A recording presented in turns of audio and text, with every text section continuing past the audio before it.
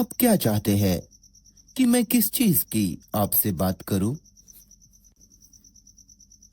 मैं ऐसी चीज के बारे में बात करना चाहता हूं जिसमें सभी की रुचि है। लेकिन इन वार्ताओं में जाने से पहले मैं आपको एक बात आग्रहपूर्वक याद दिला दूं कि ये वार्ता कोई मनोरंजन नहीं है, किसी भी प्रकार का मनोरंजन नहीं।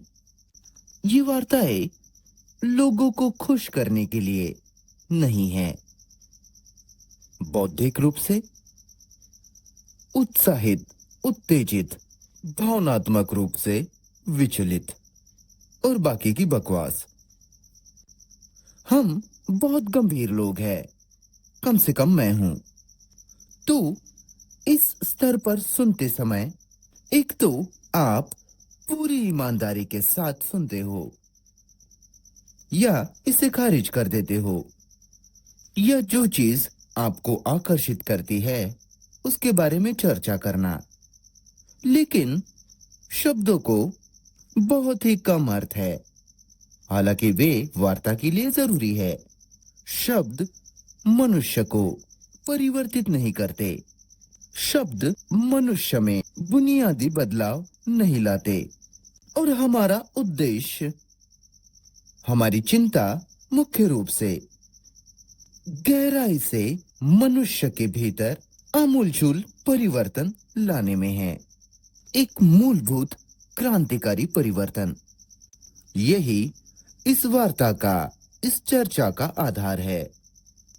अगर आपकी इसमें रुचि है, केवल ऊपरी तौर पर नहीं बल्कि गहराई से, गंभीरता से, तो फिर हम इस प्रश्नों में बहुत गहराई से जा सकते हैं। तो ये बहुत हद तक आप पर निर्भर करता है कि कैसे आप सुनते हो, किस स्तर पर आप सुनते हो।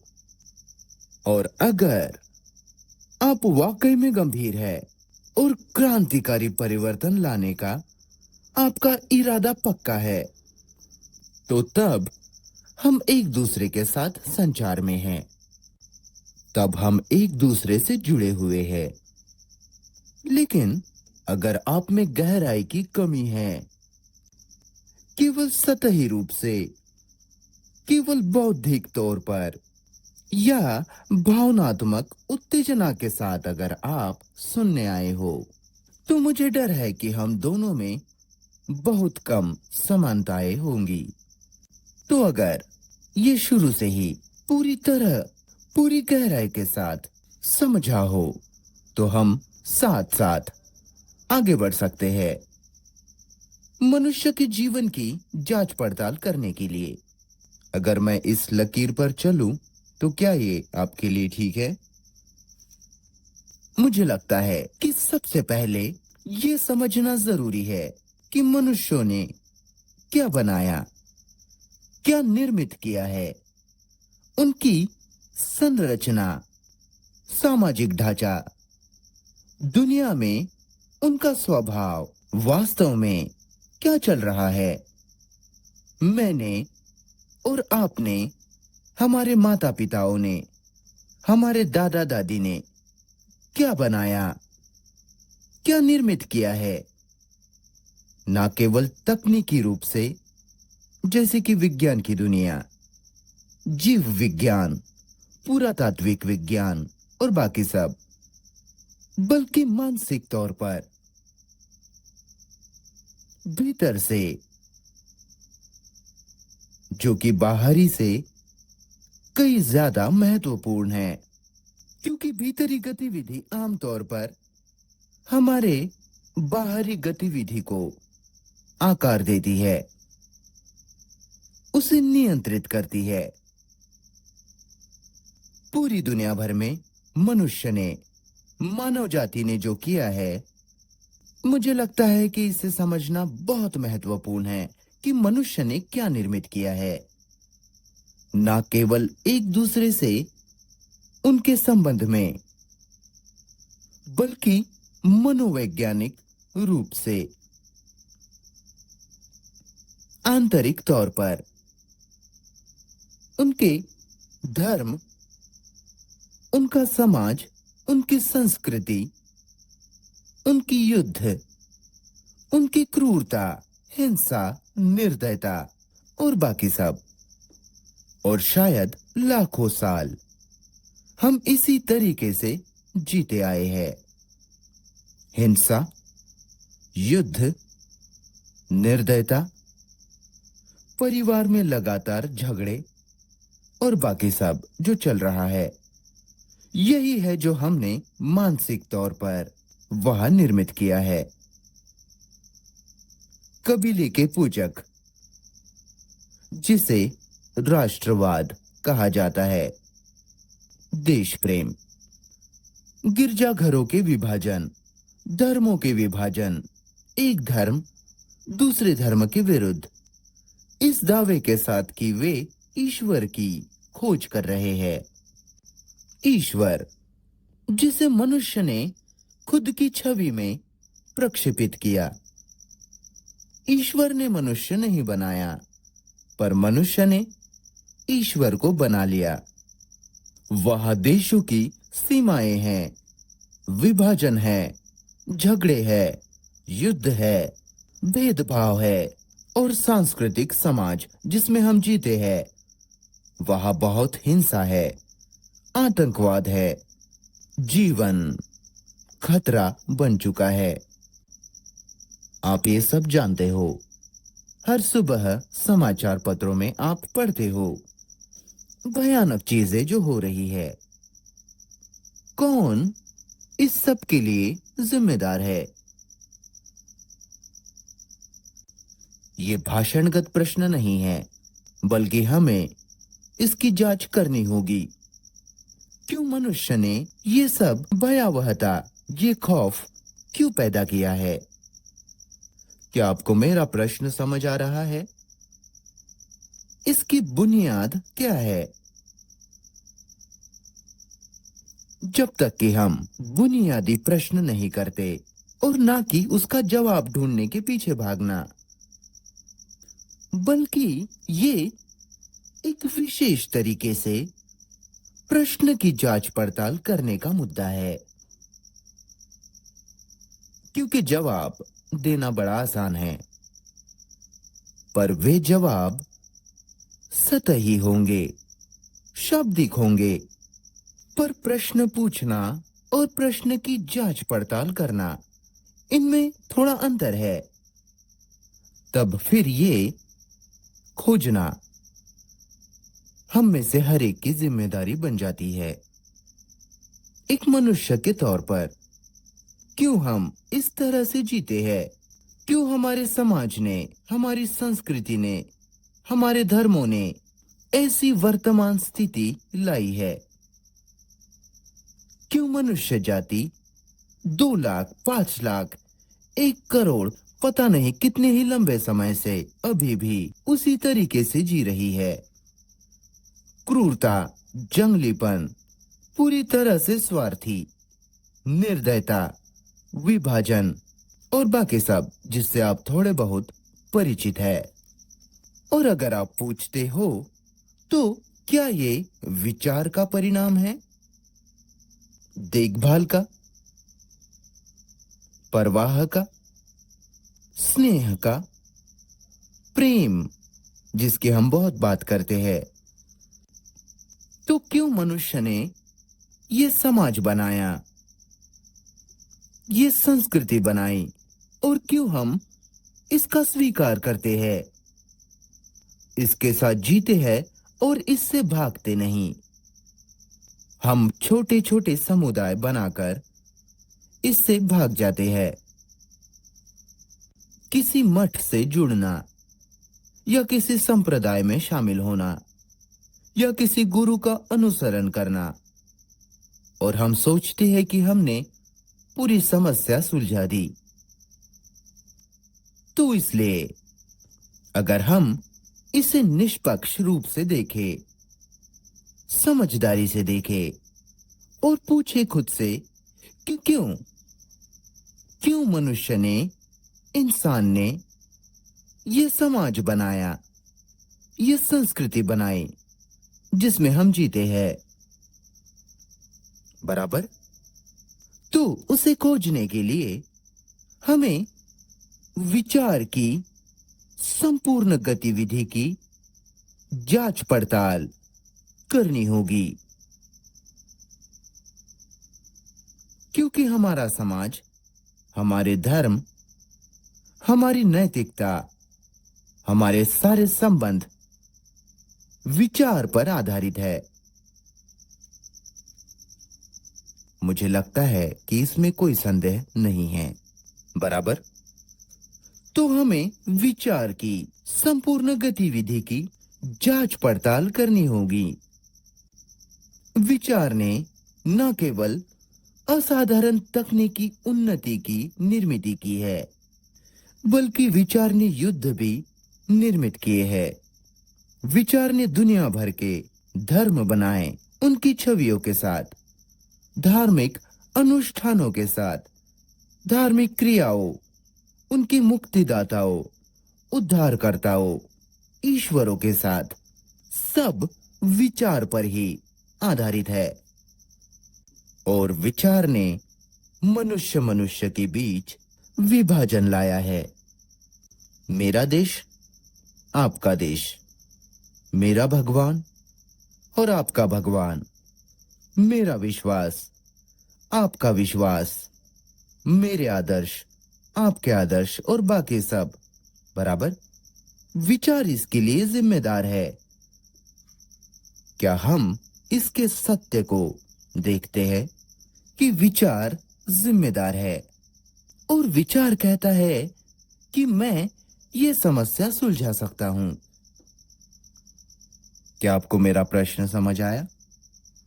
कृपया ध्यान दें, ये आपका जीवन है। हम प्रश्नों को बाद में लेंगे। जाहिर रूप से आपके विश्वास आपके विचार का ही नतीजा है।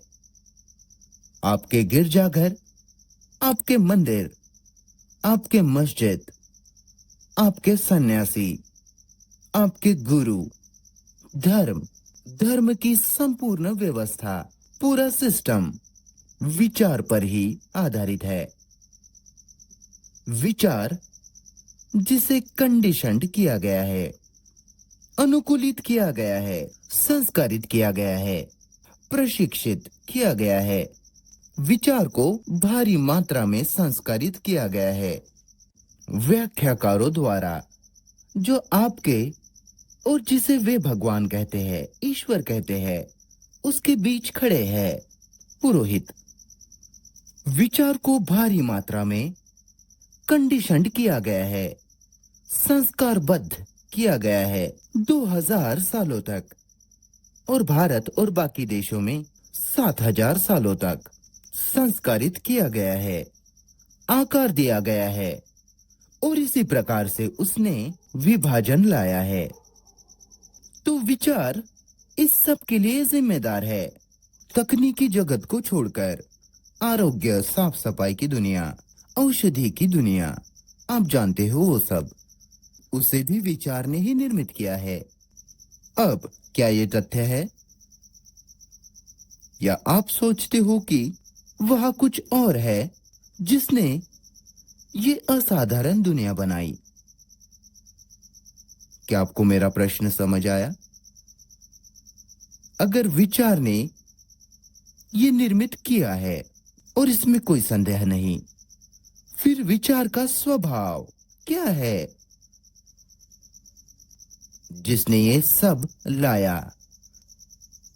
अब हमें इसमें बहुत ध्यान से जाना होगा, बिल्कुल संभल कर, आराम से, ना कि सिद्धांतवादी बनकर, ना कि निश्चयात्मक बनकर, ना कि पक्ष लेना, बल्कि जांच पड़ताल करना, खोज निकालना विचार की गतिविधि को।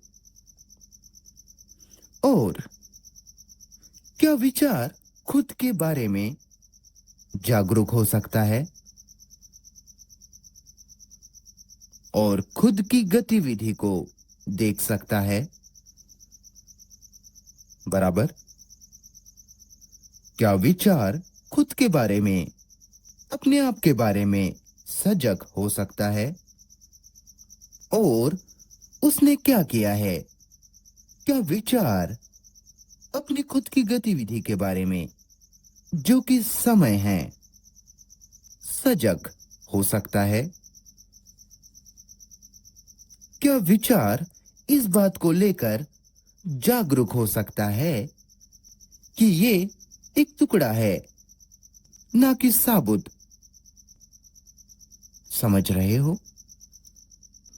क्या इस सवेरे बहुत ज्यादा गर्मी है ऐसी वार्ता के लिए? हम शाब्दिक रूप से पहचानते हैं कि विचार ने दुनिया बनाई। संस्कृति, धर्म जिसमें हम जीते हैं, जिनका हम हिस्सा है। तो हम पूछ रहे हैं कि विचार की प्रकृति क्या है, उसका स्वरूप क्या है? विचार की प्रकृति, ना कि उसकी जिसकी उसने निर्मित की है। विचार की प्रकृति, उसका स्वरूप। क्या विचार संपूर्ण गतिविधि है? क्या विचार टुकड़ा है, खंड है? क्या विचार आंशिक है या संपूर्ण है, अखंड है? क्या आपको मेरा प्रश्न समझ आ रहा है? मुझे आशा है कि मैं अपने आप से बातें नहीं कर रहा। अगर विचार टुकड़ा है, तो जो भी वह निर्मित करेगा वह टुकड़ा ही होगा, खंडित ही होगा, अपूर्ण। समझ रहे हो? अगर विचार टुकड़ों में टूटा हुआ है, तोड़ने का कारक है, तो जो भी उसकी गतिविधि होंगी वह टुकड़ों में टूटी हुई होंगी। बराबर? क्या विचार संपूर्ण गति है या आंशिक गति है? अगर विचार जीवन की संपूर्ण गति है, तो जो भी वो करेगा वो संपूर्ण होगा, पूर्ण होगा।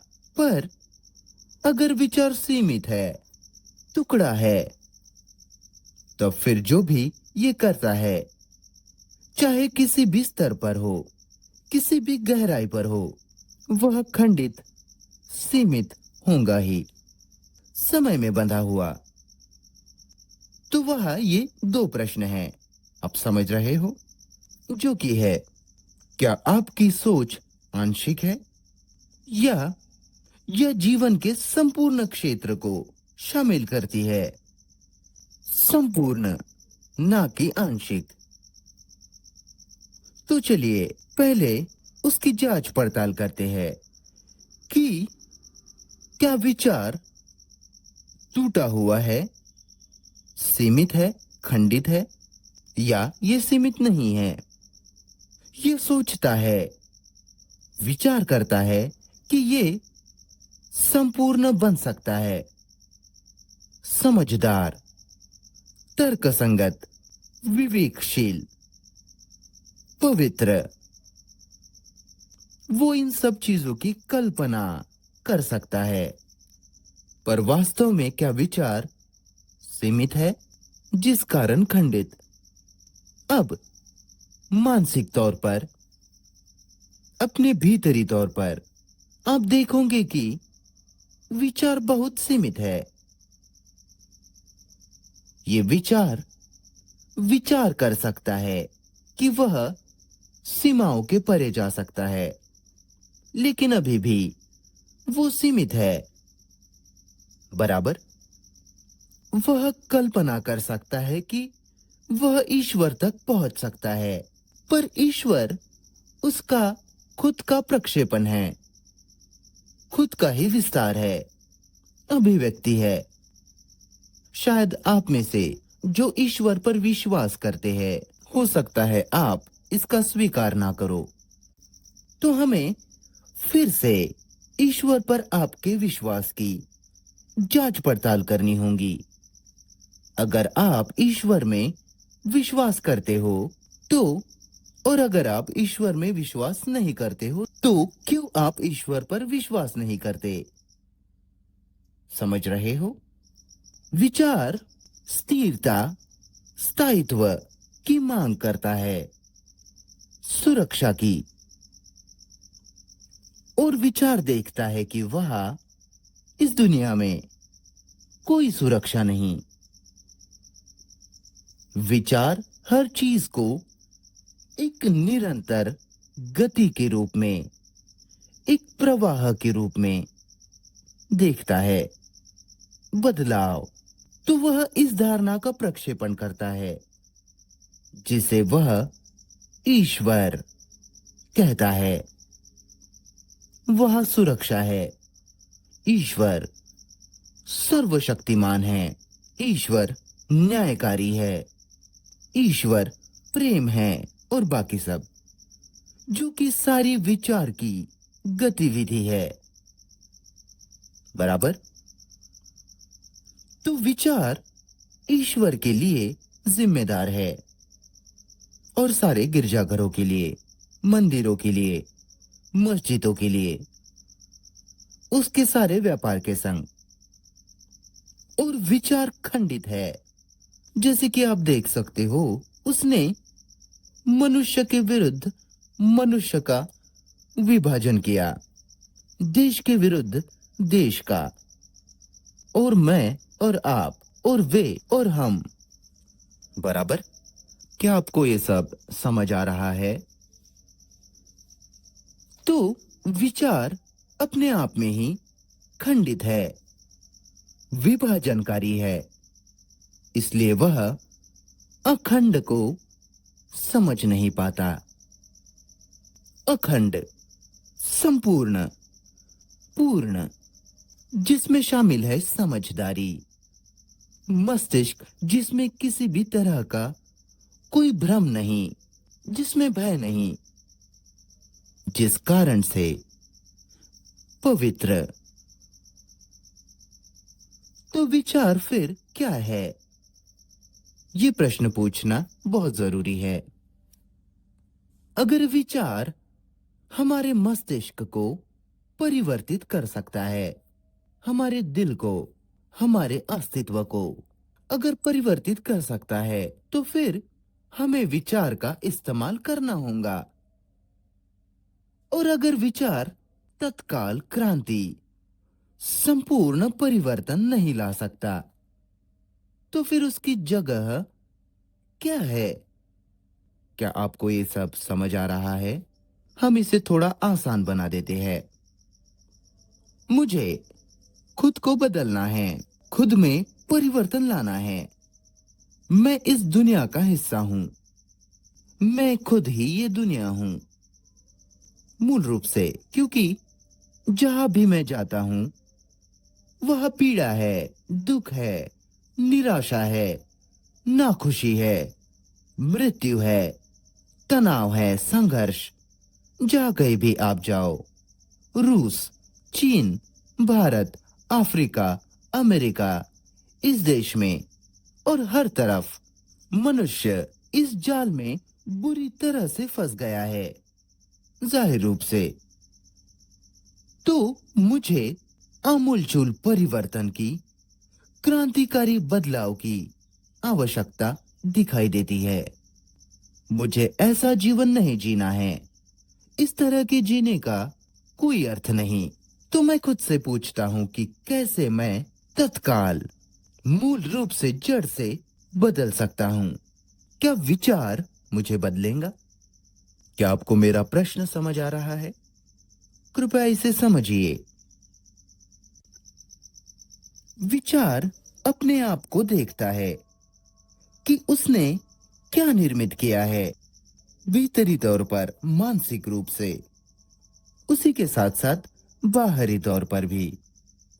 और मैं खुद से पूछता हूं कि क्या विचार बदलाव ला सकता है, एक गहरा क्रांतिकारी परिवर्तन? तो पहले मैं कहता हूं कि विचार क्या है। क्या विचार अपने स्वयं के बारे में सजग हो सकता है? समझ रहे हो? विचार जो मेरे भीतर चल रहे हैं इस दिमाग में, क्या वह स्वयं के प्रति सचेत हो सकते हैं? अपनी खुद की गतिविधि को देख सकते हैं कि उसने क्या किया है, क्या निर्मित किया है, वह क्या नहीं कर सकता और वो करना क्या चाहता है। क्या आपको ये सब समझ आ रहा है? तो आप खुद से पूछते हो और मैं खुद से पूछता हूं कि विचार क्या है और क्यों दुनिया में विचार इतनी प्रमुखता, इतनी प्रधानता ले चुका है। तो विचार क्या है? क्या है ये चीज जो हमेशा गति में होती है, कार्यवाही में होती है, बक चलती रहती है, हम्म जो विभाजन लाती है। और आपका परिवार, मेरा ईश्वर, आपका ईश्वर, समझ रहे हो? ये संपूर्ण गतिविधि जो मेरे भीतर चल रही है। तो क्या है ये गतिविधि? गति में शामिल होता है समय, बराबर? क्या ये ठीक है? कृपया ध्यान दे, समय जो यहां से वहां तक गति करता है, जो है और जो होना चाहिए की दूरी तय करता है, दोनों तरफ, भीतर भी और बाहर भी। तो समय गति है। तो विचार अपने आप में गति है। विचार स्वयं हलचल है, बराबर? तो विचार समय है। क्या हम एक दूसरे को समझ पा रहे हैं? क्या हम एक दूसरे से जुड़े हैं? तो वह देखना है, अवलोकन है कि विचार समय में गति है, बराबर? तो विचार क्या है? विचार याददाश्त है, स्मृति है, बराबर? याददाश्त जो दिमाग में जमा है, अनुभव और ज्ञान के तौर पर, बराबर? ज्ञान मतलब जब मैं गाड़ी चलाता हूं, ज्ञान जब मैं कहता हूं कि मुझे पता है मेरे बारे में, समझ रहे हो? तो अनुभवों का संचय जो कि ज्ञान बन चुका है, जो दिमाग में संग्रहित है, दर्ज है,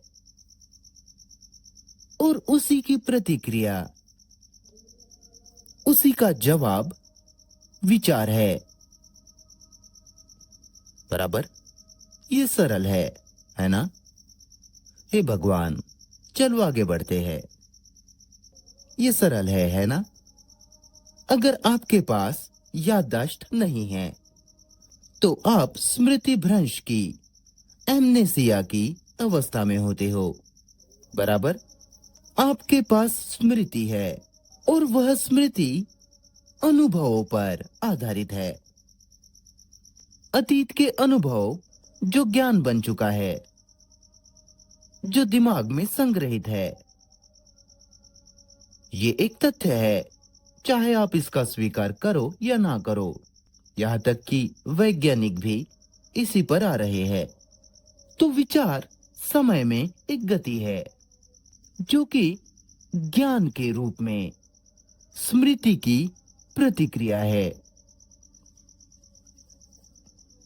तो ज्ञान अतीत है, बराबर? तो विचार अतीत है। ये भविष्य को प्रक्षेपित कर सकता है, वर्तमान में संशोधन लाकर। पर अभी भी ये अतीत ही है जो कार्य में है। तो इसलिए विचार खंडित है, अधूरा है। क्या आपको ये समझ आया? क्या आप इसे देख सकते हो? हमने कहा विचार यादों की प्रतिक्रिया है। स्मृति ज्ञान है। ज्ञान अनुभवों पर आधारित है।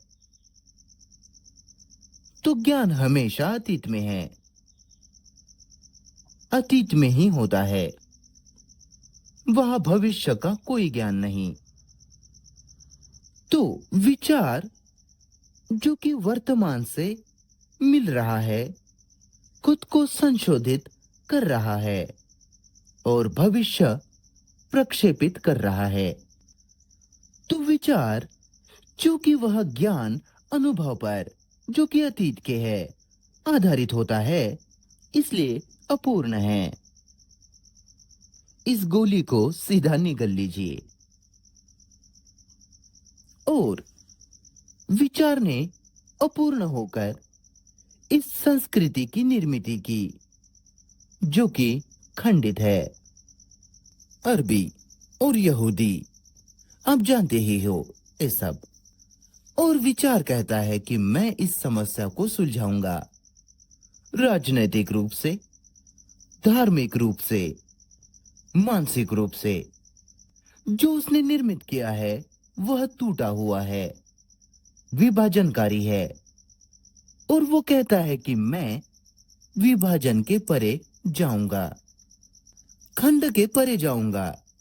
जो विचार अपने आप में ही एक खंड है, टुकड़ा है, जिस कारण से वह संभवतः स्वयं के परे नहीं जा सकता। क्या ये समझ आ रहा है? कृपया देखिए इसे कम से कम शाब्दिक रूप से, कम से कम बौद्धिक स्तर पर, जैसे भी आप देखना चाहो, लेकिन इसे देखिए। एक बार आप इसे देखते हो, इसके सत्य का अवलोकन कर लेते हो, तो हमारी विचार करने की संपूर्ण प्रक्रिया मूल रूप से अलग हो जाती है। अगर विचार इस समस्या को नहीं सुलझा सकता, मनुष्य की समस्या को, फिर इसे क्या सुलझाएगा? क्या आपको मेरा प्रश्न समझ आया? अब तक हम लाखों सालों से विचार पर निर्भर रहे हमारी समस्या सुलझाने के लिए। हमारा सारा दर्शन, सारी फिलॉसफी, महान दार्शनिक विचार पर आधारित है। आधुनिक दार्शनिक, यूनानी और प्राचीन भारतीय दार्शनिक और उनकी फिलॉसफी, उनकी विचारधारा उनके सोच की ही संतान है। आशा करता है कि इन विचारधाराओं के माध्यम से वह समस्या सुलझा लेगा। समझ रहे हो? तो हमने विचार को ही संपूर्ण समस्या का समाधान मान लिया है। और जब आपको एहसास होता है, भावनात्मक रूप से नहीं पर तार्किक रूप से, समझदारी के साथ, कि विचार खंडित है, अपूर्ण है, और इसलिए वह संभवतः मनुष्य की संपूर्ण समस्या को नहीं सुलझा सकता, फिर आपको पूछना होगा कि क्या फिर मनुष्य की संपूर्ण समस्या को सुलझाएगा? क्या आपको मेरा प्रश्न समझ आया? मैं जो कह रहा हूं, क्या आप समझ पा रहे हैं? क्या हम एक दूसरे से जुड़े हैं, संपर्क में हैं? कृपया ध्यान दें। जो कि है, क्या आप इसके सत्य को देख सकते हो? ना कि शाब्दिक कथनों को, बल्कि इसके सत्य को। देखिए, मैं आपको कुछ दिखाता हूं। गर्मी बहुत है ना? मैं बोलने वाला एक वक्तव्य देता हूं। विचार अपूर्ण होकर जो चीजें उसने निर्मित की है उसे संभवतः सुलझा नहीं सकता। बराबर। अब मैंने ये वक्तव्य कर दिया। कैसे आप इस वक्तव्य को ग्रहण करते हो? क्या आप समझ रहे हो? क्या आप इस वक्तव्य को अपने आप में सत्य देखते हो, या क्या आप इस कथन का सारांशन करते हो, उसका सारांश एक धारणा के रूप में करते हो, और धारणा का स्वीकार करना, ना कि तथ्य का? समझ रहे हो? अब आप क्या कर रहे हो? क्या ये धारणा बन चुकी है या तथ्य है? क्या आप लोगों को ये समझ आ रहा है? आपने इसमें से क्या किया है? कैसे आपने उस वक्तव्य को ग्रहण किया कि विचार जो कुछ भी उसने निर्मित किया वह खंडित होगा ही, और विचार जिसने ये समस्याएं निर्मित की कभी उन्हें सुलझा नहीं सकता। इस वक्तव्य को कैसे आप ग्रहण करते हो? क्या ये एक विचार है, एक धारणा, या फिर आप देखते हो कि ऐसा ही है? क्या आपको मेरा प्रश्न समझ आया? अब आइडिया, धारणा, विचार, इस शब्द का ग्रीक में अर्थ होता है अवलोकन करना, देखना। वो अर्थ नहीं जो हमने इसका बनाया। तो क्या ये धारणा है या तथ्य है कि हां, ये ऐसा ही है? इसमें से वो क्या है? क्योंकि ये समझना बहुत महत्वपूर्ण है।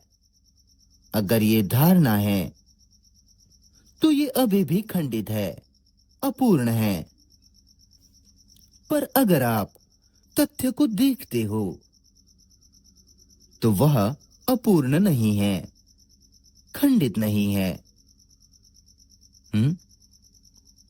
क्या हम यहां से आगे बढ़े? क्योंकि इसे समझना बहुत महत्वपूर्ण है। जो कि है, अगर जो कहा गया है उससे आप निष्कर्ष निकालते हो कि विचार खंडित है, तब फिर वो निष्कर्ष विचार की गतिविधि है। बराबर। पर अगर आप देखते हो कि विचार एक टुकड़ा है, ये एक तथ्य है, तब फिर आप तथ्य का सामना कर सकते हो, ना कि धारणाओं के साथ। आप समझ रहे हो? हम धारणाओं के साथ जीते हैं, निष्कर्षों के साथ, अवधारणाओं के साथ, जो कि तथ्य नहीं है,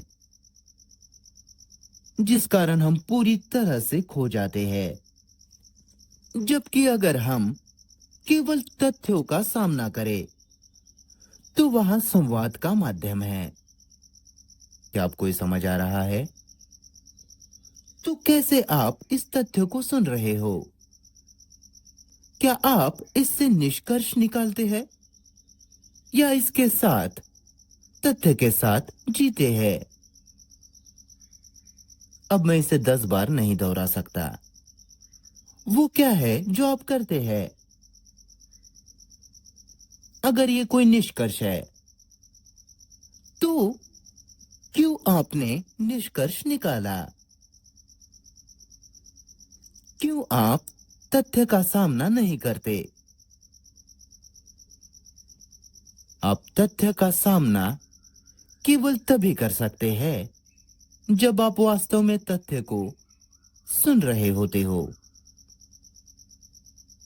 मैं आपसे कहता हूं एक तथ्य के रूप में कि ये दिन बहुत प्यारा है। ये एक तथ्य है। आप इसका स्वीकार करते हो, है ना? ये प्यारा दिन है, तो आप तथ्य के साथ रहते हो। पर अगर आप इस वक्तव्य से निष्कर्ष निकालते हो, तो वह तथ्यहीन बन जाता है। और जब हम गैर तथ्यात्मक बातों पर वार्ता कर रहे हैं, तब हमारे बीच संबंध नहीं रह जाता। क्या आपको ये समझ आया? तो जब आप तथ्य को सुनते हो, तो क्या आप उससे निष्कर्ष निकालते हो या उस तथ्य के साथ ठहरते हो? और अगर आप निष्कर्ष निकालते हो, तो आप निष्कर्ष क्यों निकालते हो? इस कार्यवाही का काम क्या है? क्या यह एक आदत है?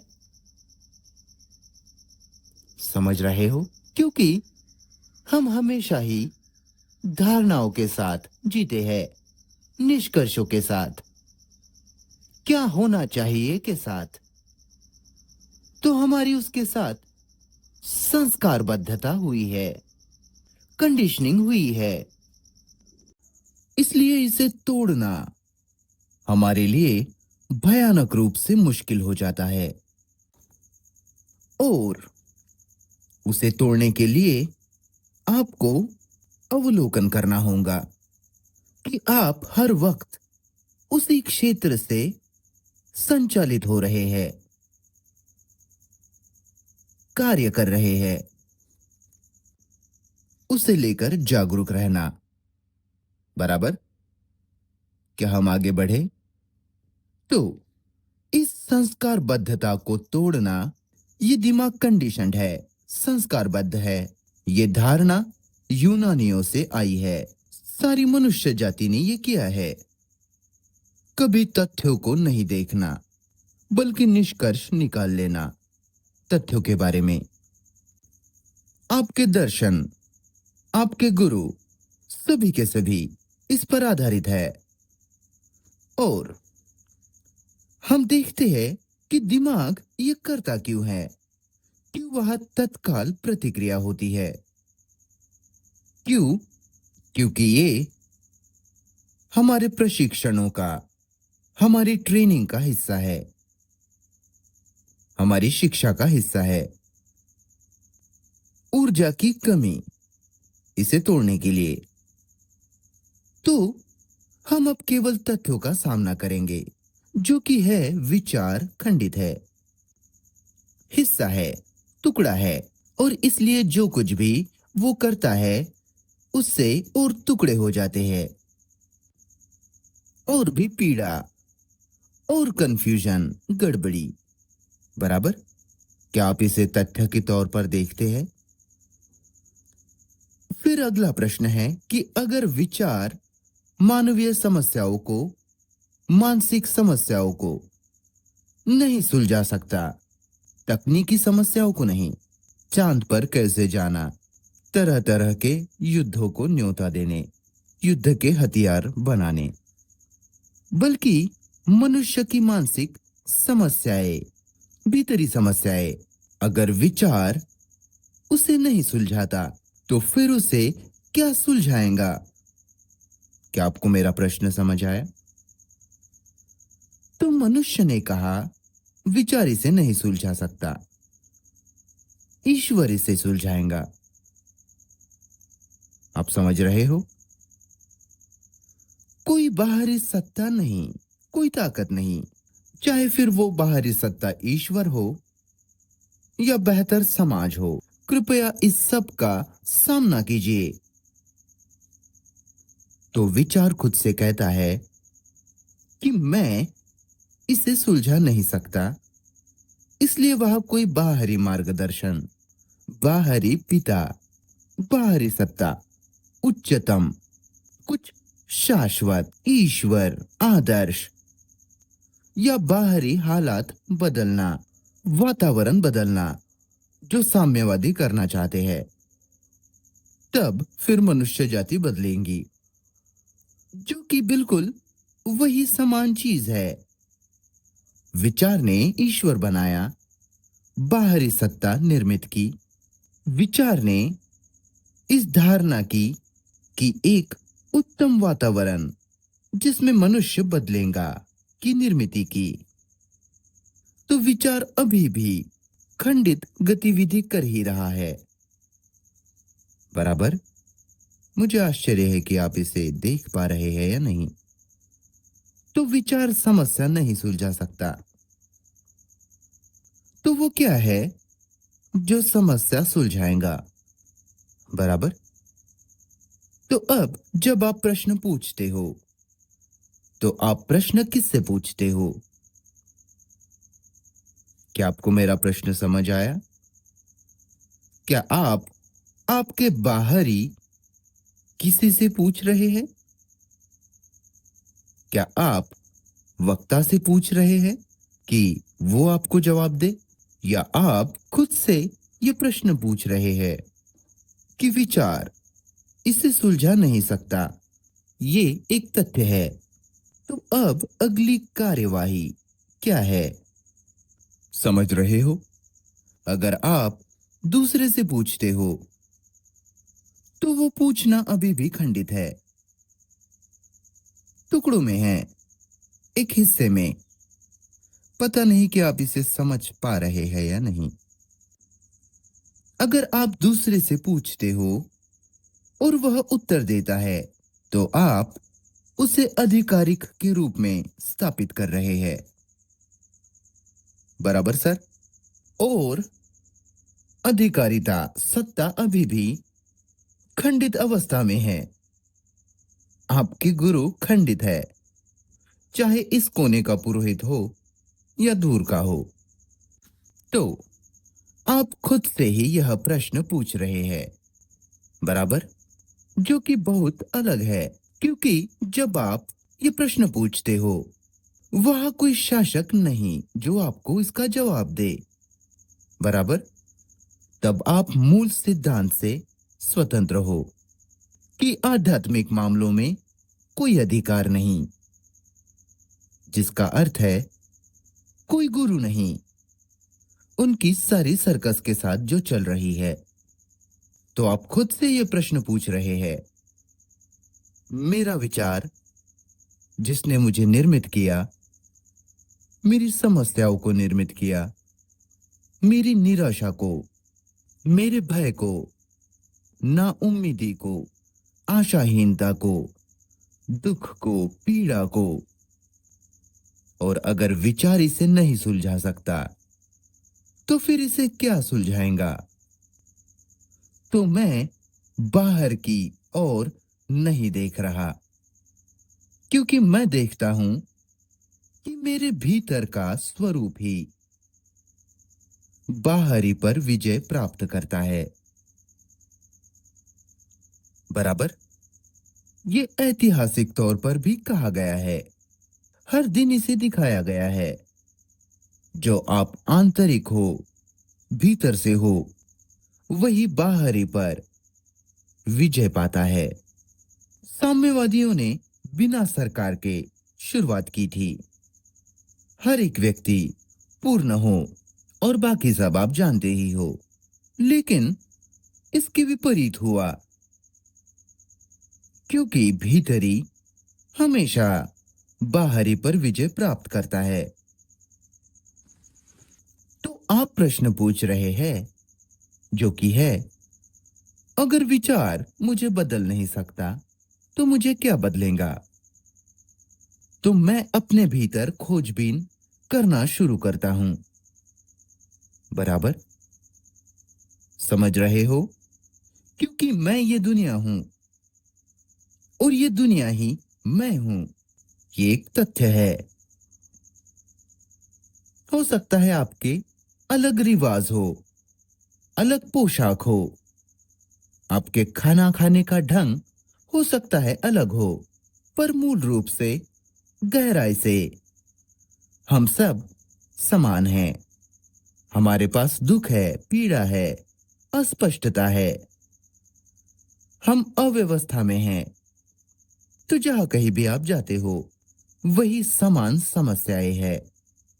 मनुष्य के तौर पर हम सब समान हैं। शायद आप खुद को अमेरिकी, स्विस या हिंदू या बौद्ध, जो भी आपको पसंद हो, कह सकते हो।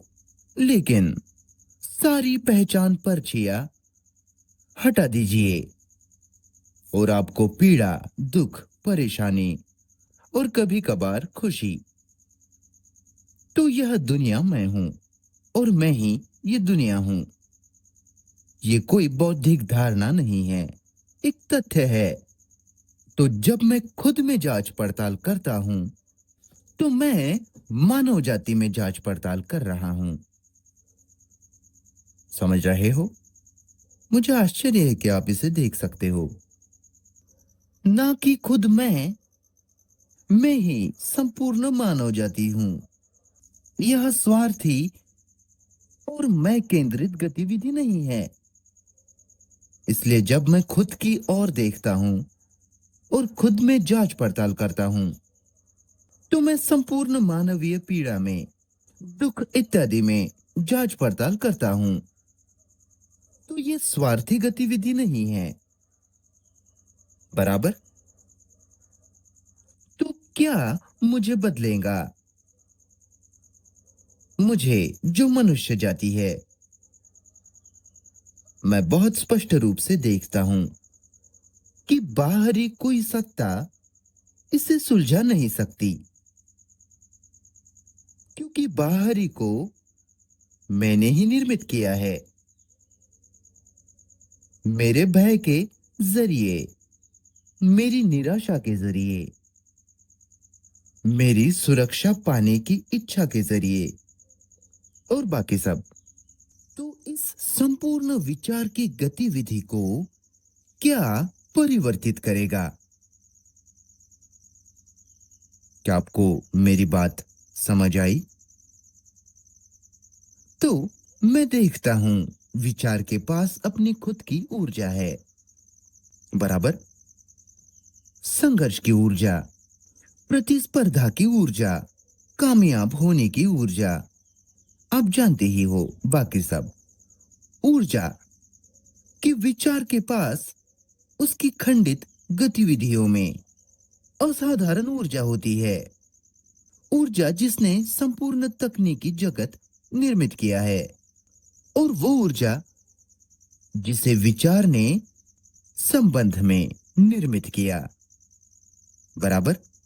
दो मनुष्य के बीच संबंध, दो मनुष्य जिन्हें विचार ने मैं और आप के रूप में विभाजित किया। बराबर? तो जहां भी विभाजन होगा, वहां टकराव होगा ही, और वह टकराव भयानक ऊर्जा देता है। बराबर? बाहरी तौर पर और भीतरी तौर पर। बाहर आप देखते हो अरबी, यहूदी जो चल रहा है, जहां ऊर्जा बर्बाद होती है, और ऊर्जा जिसे विचार ने निर्मित किया है, आपके और मेरे रूप में, स्त्री और पुरुष के अंतर के रूप में, और संबंध में चलने वाला बाकी सारा व्यापार जो आप जानते ही हो। बराबर? उसने असाधारण ऊर्जा निर्मित की है, और हम सोचते हैं कि वो ऊर्जा समस्या सुलझाएंगी। समझ रहे हो इसे? तो मैं स्पष्ट रूप से देखता हूं कि वह ऊर्जा संभवतः समस्या नहीं सुलझा सकती। इसलिए वह पूरी तरह से अलग ऊर्जा होनी चाहिए। बराबर? मैं खोजबीन कर रहा हूं। मैं नहीं कह रहा कि वह ऐसी ऊर्जा है या नहीं है। मैं विचार को एक ऊर्जा के रूप में देखता हूं। ऊर्जा जिसने इस असाधारण तकनीकी जगत की निर्मित की है, और मनुष्य मनुष्य के बीच असाधारण पीड़ा भी निर्मित की है। तो व्यक्ति को खोजना होगा कि क्या वह पूरी तरह से अलग तरह की कोई ऊर्जा है जो संघर्ष के माध्यम से उत्पन्न ना हुई हो। बराबर, जो संघर्ष का सार ना हो। क्या हम एक दूसरे से जुड़ रहे हैं? तो उस मस्तिष्क की क्षमता क्या है जो इसे खोज सकता है? आप समझ रहे हो? क्या इसके पास क्षमता है? कृपया मेरे साथ इसमें थोड़ा बहुत जाइए। वक्ता संघर्ष की ऊर्जा को देखता है मनुष्य के संबंध में, और वह ऊर्जा जो विचार की गतिविधि है। विचार कहता है कि मैं इस ऊर्जा के साथ परिवर्तित हो जाऊंगा। बराबर, मैं देखता हूं उसे। यह एक स्पष्ट अवलोकन है। ये एक तथ्य है। फिर अगर वह ऊर्जा मेरी समस्या नहीं सुलझा सकती, सारी मानवीय समस्याएं, फिर क्या उन्हें सुलझाएगा? अब क्या मेरा दिमाग, मनुष्य का दिमाग, खोजने में सक्षम है? समझ रहे हो? क्योंकि मनुष्य का मस्तिष्क भयभीत है। मानव मन चिंतित रहता है और हमेशा प्रयासरत रहता है, संघर्ष में होता है, टकराव में। बराबर, क्या ऐसा मस्तिष्क इसे खोज सकता है? या मस्तिष्क को शांत होना चाहिए इसके पहले कि वह खोज करे? क्या आपको प्रश्न समझ आया? चलिए बोलिए। अगर मेरा मन, मेरा दिमाग हमेशा बकबक करता है, चिंतित रहता है, भय में रहता है, खुद की सुरक्षा के पीछे भागता है, खुद की खुशी के पीछे, उसकी सीमित मांगों के पीछे, ऐसा मस्तिष्क, ऐसा मन कभी ऐसी चीज नहीं पा सकता जो कि विचार का उत्पाद ना हो। बराबर, क्या आप इसे देखते हो? क्या यह स्पष्ट है? तो उस ऊर्जा को खोजने के लिए, अगर वहां ऐसी कोई ऊर्जा हो तो वह स्वतंत्रता होनी चाहिए। आपने ये प्रश्न पूछा है कि स्वतंत्रता पर चर्चा कीजिए। वह स्वतंत्रता होनी चाहिए चिंता से, भय से, दुख से। आप समझ रहे हो? नहीं तो आप संभवतः दूसरी चीज पर नहीं आ सकते। ये तार्किक है ना?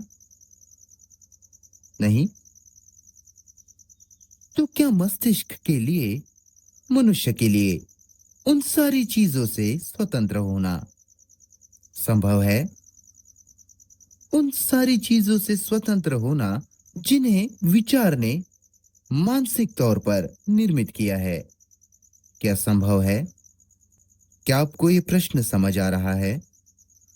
मानवीय चेतना अपनी सभी सामग्रियों से बनी है। बराबर, आपकी चेतना वो बनी है आपके पैसा पाने की मांग से, आपकी सेक्स की, संभोग की मांग से, ताकत पाने की, पद प्रतिष्ठा पाने की, शक्ति पाने की इच्छा से, खुशी पाने की मांग से, लगाव से, अपने फर्नीचर से लगाव, लोगों से लगाव, जगहों से लगाव, चीजों से लगाव, आपके सारे विश्वासों से वह निर्मित हुई है। बराबर, वो सब आपकी चेतना है। नहीं? बराबर, भगवान के लिए इसे थोड़ा समझो। वह मानवीय चेतना है अपनी सामग्री के साथ। जब तक उस चेतना में वह सामग्री है जो कि है भय, खुशी, मजा, दुख और उसकी सारी जटिलताओं के साथ, ये भरती है आपकी, ये आपकी चेतना है। जिसे विचार द्वारा बनाया गया है। बराबर। तो जब तक वो सामग्री चेतना में रहती है और वह चेतना ही सामग्री है, बराबर, तब आप संभवतः उस दूसरी तरह की ऊर्जा को खोज नहीं सकते। इसलिए व्यक्ति को उसकी सामग्री से स्वतंत्र होना होगा। जाहिर रूप से अगर मुझे मेरी कल्पनाओं के, इच्छाओं के, भ्रमों के परे कुछ खोजना है तो मुझे इन सब चीजों से आजाद होना होगा, है ना? तर्क में मुझे लगाव से स्वतंत्र होना होगा, बराबर, चाहे वह लगाव मनुष्य से हो, किसी विश्वास से, घर से, फर्नीचर से या किसी भी चीज से हो। मुझे उससे स्वतंत्र होना होगा, तभी मैं संभवतः परे देख पाता हूं। तो क्या मेरे लिए संपूर्ण मानसिक अधिकारिता से, मानसिक शासनों से पूरी तरह से स्वतंत्र होना संभव है, ताकि मैं दूसरों पर निर्भर ना रहूं, जो मुझे बताए कि मुझे क्या करना है मानसिक तौर पर? जाहिर रूप से कोई डॉक्टर हो तो वो मुझे बताएगा कि मुझे क्या करना है, कोई तकनीशियन हो तो मुझे बता सकता है कि मुझे क्या करना है, वो अलग मुद्दा है। पर भीतर से, मानसिक तौर पर दूसरे के द्वारा बताया जाना कि क्या करना है, वो दूसरा भी मैं खुद ही हूं। समझ रहे हो? क्योंकि वह दुख में है, वह पीड़ा में है, वो भी कंफ्यूजन में है, अस्पष्टता में, और वह मेरा गुरु है या मेरा पुरोहित या मेरा ईश्वर या मुक्तिदाता, उद्धारकर्ता। वह केवल बाकी मनुष्य जाति जैसा ही है। तो मानसिक जगत में आंतरिक अधिकारिता का स्वीकार करना इस चेतना का हिस्सा है, जिसे आध्यात्मिक जगत भी कहा जाता है। तो क्या आपका मस्तिष्क उससे मुक्त हो सकता है, स्वतंत्र हो सकता है? आपने बाहरी अधिकार निर्मित किए, बाहरी शासन निर्मित किया, क्योंकि भीतर से आप अव्यवस्थित हो, डिसऑर्डर में हो। अगर आप में उथल पुथल नहीं, डिसऑर्डर नहीं, कोई विकार नहीं, तो आपके अधिकारी भी नहीं, कोई शासन नहीं। आप समझ रहे हो? वह एक समय, कृपया इटली वासी मुझे क्षमा कीजिए, एक समय इटली अव्यवस्था में था, कंफ्यूजन में था, और मुसोलिनी आया व्यवस्था लाने के लिए, ऑर्डर लाने के लिए। ये भारत में हो रहा है, पूरी दुनिया में हो रहा है।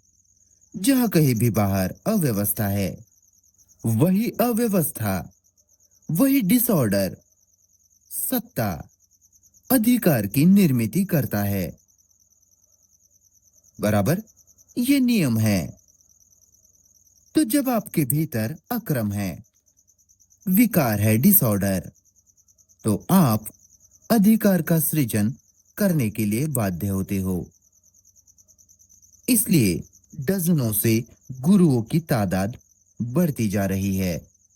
उनके सिस्टमों के साथ आपको उनके सारे घिनौने काम पता है। तो क्या आप उस सत्ता की खोज से मुक्त हो सकते हैं जो आपको सुरक्षा प्रदान करेंगी? वह आपकी चेतना का हिस्सा है जो भय पर आधारित है। तो हम भय की अति जटिल समस्या पर आते हैं, बराबर। जैसे कि हमने कहा, हमारी चेतना इन तीन प्रमुख कारकों से भरी है। भय उसकी सारी जटिलताओं के साथ, असर के साथ, मजा, खुशी, जो कि और भी जटिल है, और दुख, हमारी चेतना इनसे भरी है। तो क्या मस्तिष्क, क्या ये चेतना खुद को खुद से खाली कर सकती है, खोजने के लिए कि क्या वह पूरी तरह से अलग तरह की ऊर्जा है? जब तक वह उससे स्वतंत्र नहीं होती, तब तक आप उसे खोज ही नहीं पाओगे। बराबर। तार्किक रूप से आप स्वतंत्रता की बात कर सकते हैं, शासन की बात कर सकते हैं और बाकी चीजों की, लेकिन उनका उस व्यक्ति के लिए कोई मूल्य नहीं जो सच में गंभीर है। और ऐसी दुनिया में जो इतनी अव्यवस्थित है, अस्त व्यस्त है, हमें गंभीर होना होगा। तो मुझे लगता है मुझे यहाँ रुक जाना चाहिए। शायद आप प्रश्न पूछना चाहते हैं जिस बारे में हमने अभी बात की, उस बारे में क्या आप कोई प्रश्न पूछना चाहते हैं? प्रश्न पूछने से पहले दिमाग में डाल दीजिए कि आप खुद से ही प्रश्न पूछ रहे हैं, क्योंकि हम आपके अधिकारी नहीं हैं, हम आपके गुरु नहीं हैं। आपको खुद के लिए खुद ही सत्य खोजना होगा, जिसका अर्थ है आपको स्वयं का प्रकाश स्वयं ही बनना होगा। आपके खुद के प्रकाश को छोड़कर वह दूसरा कोई प्रकाश नहीं। और जब आप उस प्रकाश को खोज पाते हो, तो वह प्रकाश दुनिया का प्रकाश होता है। समझ रहे हो? तो प्रश्नकर्ता कह रहे हैं कि भय के पहले से विचार का अस्तित्व था। नहीं, भय का अस्तित्व विचार के पहले था। और आगे वो कहते हैं कि विचार समस्या नहीं है, समस्या भय और पीड़ा है। और वह कहता है कि ये लक्षण हैं। अच्छा, वे लक्षण नहीं हैं, विचार लक्षण हैं। सर, स्पष्ट रहिए। अच्छा, जब मैं छोटा था तो मेरे पास भय था, पर विचार नहीं थे। बच्चों पर वापस ना जाते हुए चलिए खोजते हैं कि क्या भय विचार से स्वतंत्र है, या विचार ने भय लाया। बराबर सर। कि क्या भय विचार का परिणाम है, या भय विचार से स्वतंत्र है? यही प्रश्न है ना?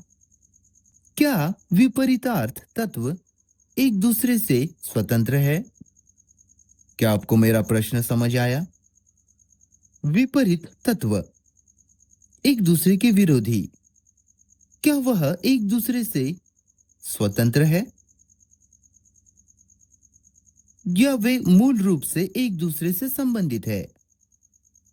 रुकिए सर, मैं दिखाऊंगा आपको, धीरे धीरे चलिए। वह विपरीत इच्छाएं है। बराबर। परस्पर विरोधी।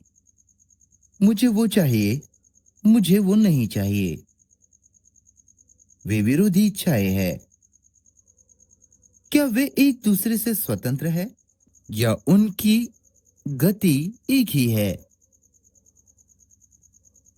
क्या आप समझ रहे हो? तो वे एक दूसरे से स्वतंत्र नहीं है। अब दर्द को लीजिए। क्या दर्द का, पीड़ा का, पीड़ाहीन क्या विपरीत है, या दोनों एक ही सिक्के के दो पहलू है? इसलिए वहां स्वतंत्रता का कोई प्रश्न ही नहीं उठता। पहले मैं इस मुद्दे को समझाता हूं। हम सोचते हैं विपरीत आत्मनिर्भर होते हैं। बराबर। विपरीत इच्छाएं, हमें लगता है कि वे एक दूसरे से स्वतंत्र है, लेकिन क्या वे है? इच्छा है जो दोनों तरफ समान चीज है। मेरी वह इच्छा है और वह इच्छा नहीं है। इच्छा है जो दोनों तरफ समान चीज है। मेरी वह इच्छा है और वह इच्छा नहीं है। इच्छा वह समान कारक है। बराबर। तो विरोधी कभी स्वतंत्र नहीं। क्या यह स्पष्ट है ना सर? अगर आप ये देखते हो तो भय विचार है जिसमें हम परसों सवेरे जाएंगे। कृपया पहले इसे समझ लेते हैं कि कोई भी विपरीत वीरता और कायरता एक दूसरे से जुड़े हैं। बराबर है ना? ये सरल है। कायरता और वीरता एक दूसरे से जुड़े हैं जिस कारण से वे एक दूसरे से स्वतंत्र नहीं हैं। तो वह विरोधी है ही नहीं। कायरता और वीरता एक दूसरे से जुड़े हैं जिस कारण से वे एक दूसरे से स्वतंत्र नहीं है। तो वह विरोधी है ही नहीं। पुरुष और स्त्री, अंधेरा और प्रकाश को छोड़कर वो अलग बात है। मानसिक तौर पर, मनोवैज्ञानिक रूप से कोई विपरीतार्थ तत्व नहीं होते। जब वह विपरीत है वह संघर्ष है। बराबर। रुकिए 1 मिनट, मुझे खत्म करने दीजिए। मैं ईर्ष्यालु हूं। अगर कोई ईर्ष्यालु है, विपरीत है ईर्ष्याहीन, द्वेषी, अद्वेषी। ये विपरीत है क्या? कैसे ईर्ष्याहीन अस्तित्व में आता है? क्योंकि मैं ईर्ष्यालु रहा हूं, जिस कारण ईर्ष्यालु होकर मैं कहता हूं इसमें बहुत तकलीफ है। मैं ईर्ष्याहीन हो जाऊंगा, पर मैं ईर्ष्यालु रह चुका हूं, जिस कारण ईर्ष्याहीन ईर्ष्या से जुड़ा है, संबंधित है। इसी तरह से हिंसा और अहिंसा, हम कहते हैं कि ये दोनों विपरीत है, पर वे नहीं हैं। वह केवल एक है जो कि है हिंसा। लेकिन मनुष्य के तौर पर ये न जानते हुए कि हिंसा के साथ करना क्या है, उन्होंने अहिंसा की इजाद की, उसे पाने की उम्मीद में। इसका इस्तेमाल हिंसा से छुटकारा पाने के लिए एक हथियार के रूप में किया जा रहा है। क्या आपको ये समझ आया? कृपया इसे समझिए।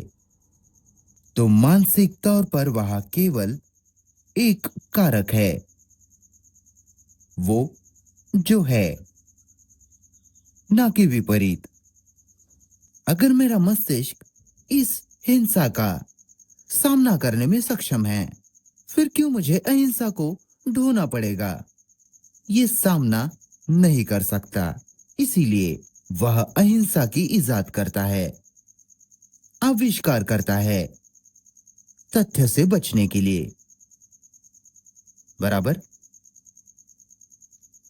तो विचार और भय, उन्होंने कहा भय विचार से स्वतंत्र है। क्या यह है? अगर आपके पास बिल्कुल भी विचार नहीं होता तो क्या आप भयभीत होते? आने वाले कल को लेकर, या बीते हुए कल को लेकर, या मृत्यु के बारे में सोचकर, या पड़ोसी से पत्नी से। तो विचार भय है। कल हम इसमें जाएंगे। मैडम, प्रश्न है कि यह प्रश्न मृत्यु को लेकर है और वह व्यक्ति जो पीछे छूट गया। बराबर। यह अकेलापन, तन्हाई, सहचर्य का अभाव, साथ की कमी, भयानक रूप से अकेलापन, अकेला छूट जाने का भाव। क्या मृत्यु के प्रश्न पर चर्चा करने का ये उचित अवसर है? हे भगवान, क्या आपको पता है ये सबसे जटिल समस्याओं में से एक है। जिसका सामना शुरू से ही मनुष्य करता आया है। इस मृत्यु के प्रश्न का उत्तर जीविका के प्रश्न का जीवित रहना, मृत्यु के बाद के प्रश्न का और भयानक अकेलेपन का भाव। इस प्रश्न का सच में उत्तर देना बहुत गहराई से हमें इस पर बहुत समय खर्च करना होगा, ना कि वार्ता के आखिरी 2 मिनट, क्योंकि मृत्यु कुछ ऐसी चीज है जिसे सारी मानव जाति ने टालना चाहा या उसे स्वीकार कर, जैसे प्राचीन मिस्र वासियों द्वारा दैनिक जीवन को शाश्वत रूप से कायम रखा गया। और वह पुनर्जन्म की पूरी समस्या है और कई चीजें हैं। तो मैडम, अगर आप मुझसे नाराज ना हो तो मैं इसका जवाब अगली बार दूंगा।